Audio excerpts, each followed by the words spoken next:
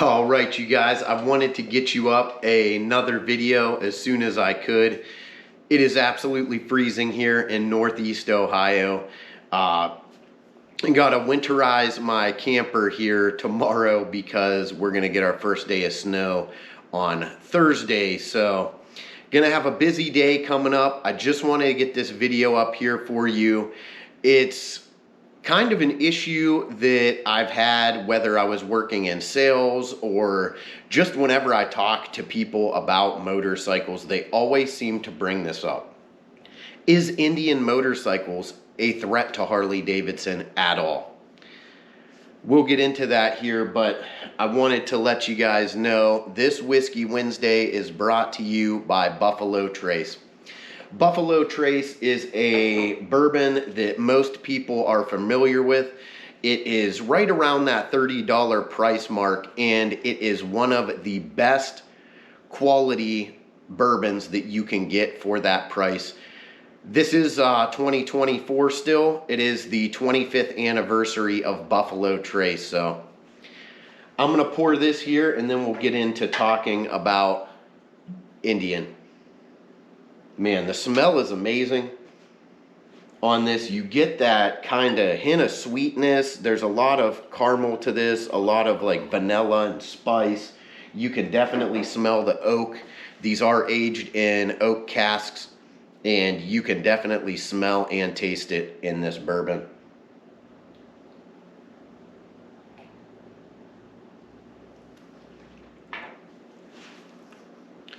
Super clean.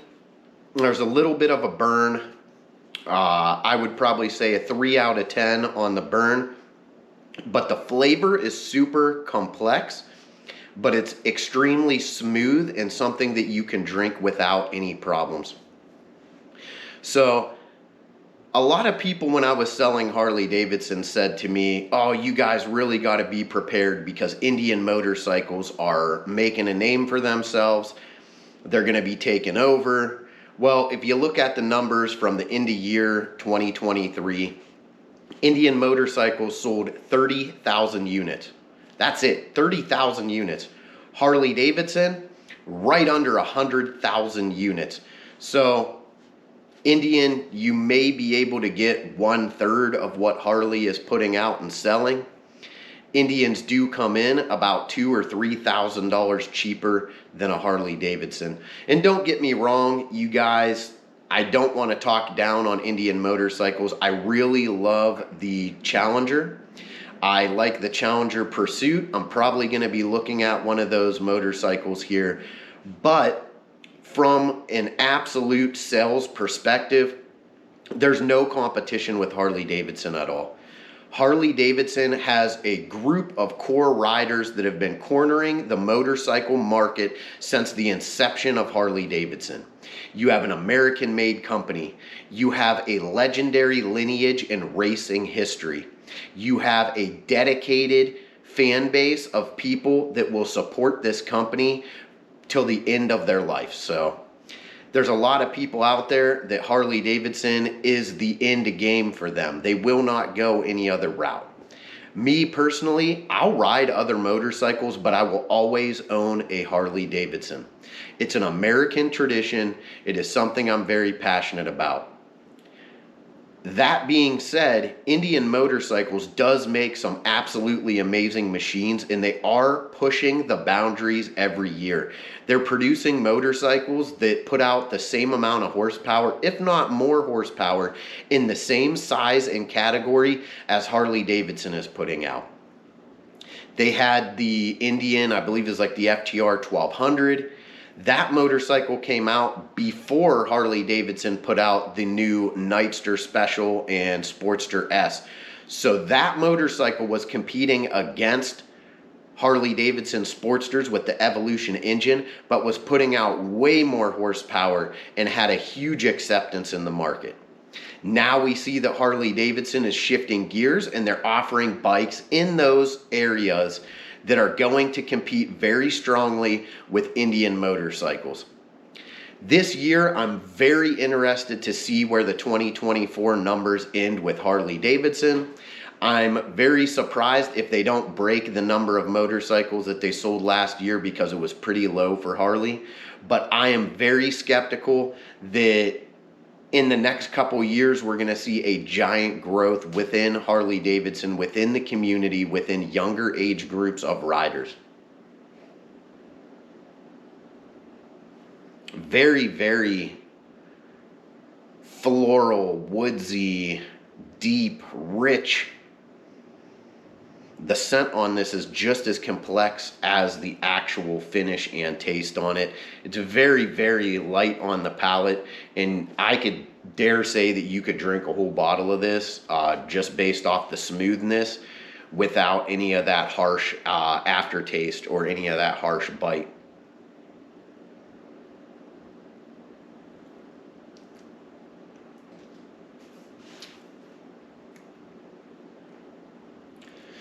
This is definitely a bourbon that I would let sit in my mustache. That's a weird comment, but the smell, the aroma, the taste from it is something that I highly enjoy. It's not a bourbon that I have to force myself to enjoy because other people have hyped it up so much. There is a huge hype with Buffalo Trace, but it is well earned. I highly recommend this to anybody who's into bourbon and may have not tried this. I don't know why you would have not tried it yet, but if you can, go out, get your hands on a bottle. Let me know how you feel. The finish, I could taste almost like a vanilla, like a light caramel. There's a little bit of a sugar hint on it, but you get that rich, woodsy, grain taste that comes from a really, really nice aged bourbon. So, getting back into Harley Davidson again, I feel the same way I do about Harley Davidson as I do about bourbon. It's more than a name. You got to really have a product out there that speaks for itself, and you really got to grip on to a group of riders and keep appealing to your target category every year.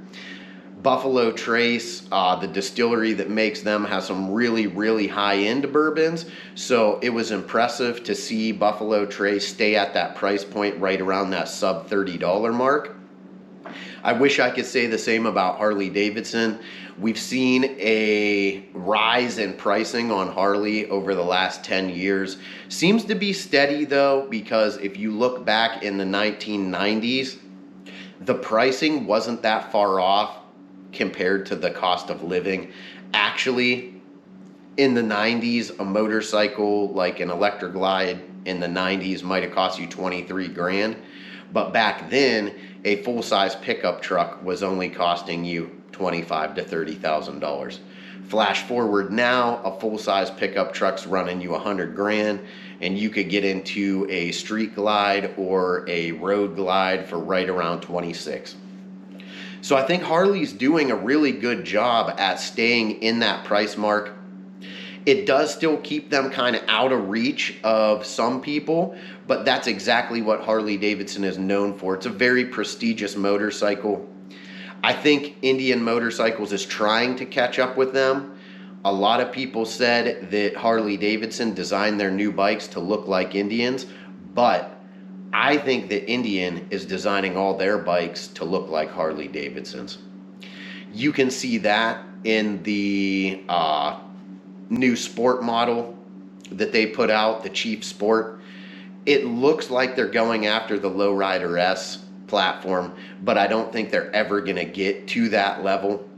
I hope they gain a substantial following, but just like me, I'm always going to have a Harley. I might go ride an Indian, but it's going to take a lot to convince me.